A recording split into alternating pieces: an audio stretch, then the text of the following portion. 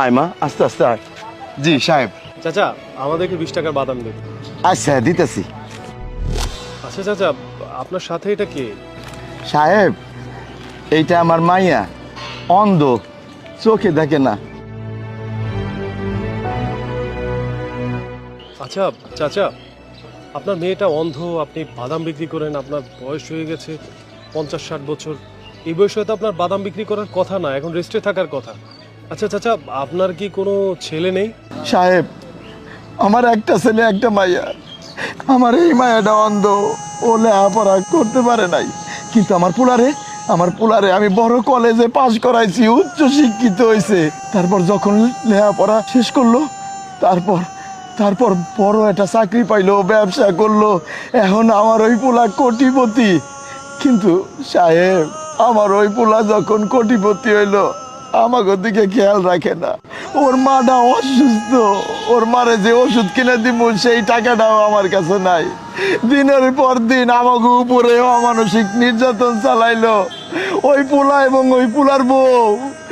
শেষ পর্যন্ত আমার বউটারে বাঁচাবার জন্য, আমার বউ আর এই অন্ধ মাইয়ার মুখে 2 বেলা 2টো ভাত তুলে দেওয়ার জন্য আমি রাস্তায় রাস্তায় বাদাম বিক্রি করি। আমি কোটিপতি পোলার বাবা, কিন্তু আমার ভাগ্য দেখেন সাহেব, কত স্বপ্ন ছিল আমার পোলাটারে নিয়ে, কিন্তু আমার পোলাটার এখন পোলা নাই। ও বউর কথা শুনে আমাকে সঙ্গে অমানসিক নির্যাতন করে, আমাকে কোনো খোঁজ খবর নেয় না। তাই তাই আমার এই অন্ধ মায়াটারে নিয়ে আমি রাস্তায় রাস্তায় ঘুরে বাদাম বিক্রি করি। মায়াটারে সঙ্গে রাখছি কারণ ও তো অন্ধ, ও কই থাকবো, ওরে কে দেখবো, তাই লগে লগে নিয়ে ঘুরে বেড়াই সাহেব। আব্বা, কান্না থামাও না। তোমার আমি কতবার কইছি দুঃখের কথা মানুষের দ্বারে কোন নাই, মানুষের দ্বারে কইলে এরা হাসাহাসি করে, সুযোগ নেয়। বাবা তুমি কারো কাছে কিছু করো না, বাদাম বেচা হইলে চলো আমরা যাইগা। মারে, আবেগের কারণে এই কথাগুলা কয়ে দিছি।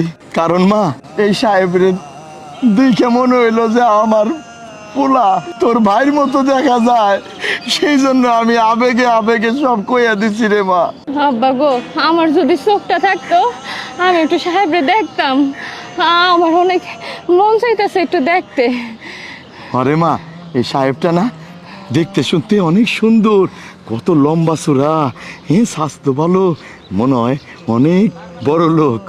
মেঘ, তোমার তো বাবা নেই, ওনাকে নিয়ে চলো না। তুমি একটা বাবা পেলে, আমিও একটা বাবা পেলাম। আর এই যে বোনটা, ও আমার সাথে থাকলে আমার ভালো লাগে, আমি সারাদিন একা একা থাকি।